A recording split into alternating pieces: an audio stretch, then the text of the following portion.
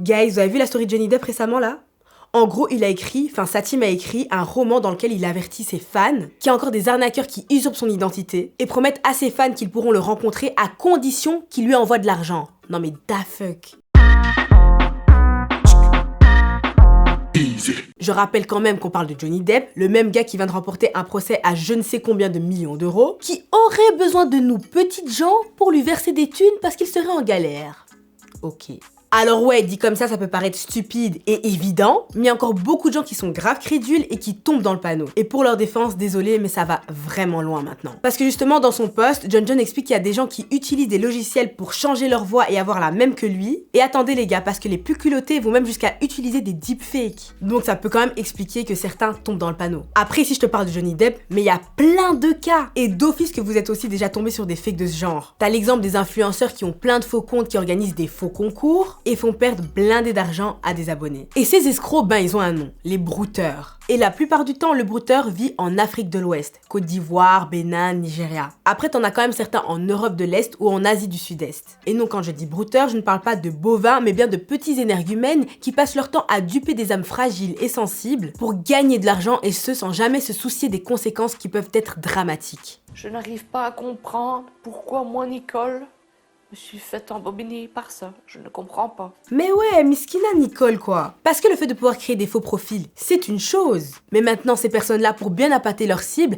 elles vont aller s'informer sur sa vie sur Instagram ou sur Facebook. De cette façon-là, elles connaissent encore mieux les passions de la cible, les faiblesses de la cible, ce qui va permettre de pouvoir lui vendre un conte de fées le plus adapté possible. Et ces personnes-là qui sont souvent fragiles émotionnellement ou juste naïfs, elles vont y croire, mais le truc c'est que la seule chose qu'elles verront, c'est leur compte en banque se vider. On a même donné un surnom à ces escrocs, ce sont les arnaqueurs. Tellement ils vont jouer sur l'émotion et les sentiments des gens. Et eux de leur côté, ils vont appeler ça le bar à love. Donc ici en gros, ils travaillent l'amour quoi. C'est vraiment le fait de séduire quelqu'un, ensuite lui extorquer son argent et ce le plus longtemps possible. Et t'as des dizaines de milliers de plaintes directement liées à cette escroquerie qui sont enregistrées chaque année. Aux États-Unis par exemple, une antenne du FBI a reçu 18 000 plaintes en 2018 et les sommes perdues équivalaient à 362 millions de dollars les gars. Je sais pas si vous réalisez un peu le bail. Et en 2019, 17 personnes, en majorité des ressortissants nigérians, résidant dans la région de Los Angeles, ont été arrêtées lors d'un démantèlement d'un réseau de 89 escrocs,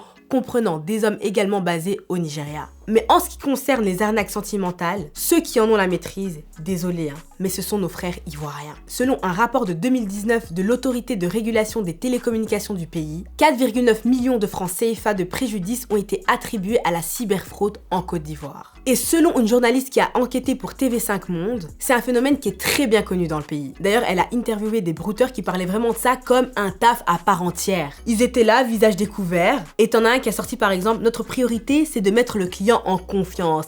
Et par client, il faut bien entendre victime. » Mais malgré le fait que ce soit une pratique honteuse pour le pays, ce qui est fou, c'est que ça fait quand même partie intégrante de l'économie des pays où ce phénomène est développé. Et là, tu dois sûrement te demander, mais que peuvent faire les autorités? Eh bien, pas grand chose en réalité, vu que ces brouteurs-là sont à l'autre bout du monde. Donc, à part kéblo les comptes, c'est un peu compliqué. Et puis aussi, comme d'habitude, il y a beaucoup de corruption dans la sauce. Les brouteurs interrogés disent clairement qu'ils ont des complices dans les banques et à la police. Et selon eux, ils ont également des complices dans les pays occidentaux. Par contre, en ce qui concerne les hackers, eux, ils seraient souvent au Maroc. Et bien sûr, chaque maillon de la chaîne à son petit pourcentage. Mais si la police semble un peu démunie, là maintenant il y a tout un réseau de chasseurs qui s'est développé sur les réseaux sociaux et c'est à base de groupes Facebook ou encore de comptes YouTube comme celui de Sandoz avec son émission Un brouteur presque parfait. Mais s'il vous plaît les gars, quoi qu'il arrive, faites attention. Parce que là maintenant ils sont vraiment partout, même sur vos applications de rencontres. Et ouais les gars, va vraiment falloir vérifier vos matchs Tinder. D'autant plus que maintenant ça devient de plus en plus compliqué de les cramer. Parce qu'avant tu sais, il y avait le truc avec la langue, leur français approximatif. Mais je sais pas comment ils ont fait, sûrement via des logiciels ou ou bien juste ils ont étudié la langue,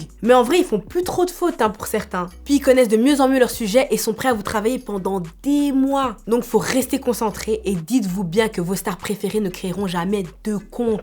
Puis si vous n'avez jamais vu votre Dulcinée ou votre Jules en chair et en os, ou même par caméra, eh bien, soyez vigilants, parce que là maintenant, même un coup de fil, ça suffit plus. Je sais pas si de votre côté, vous avez déjà eu affaire à ce genre d'arnaqueur, donc n'hésitez pas à partager avec moi votre expérience ou votre avis en commentaire, mais en attendant, vous prenez soin de vous la famille.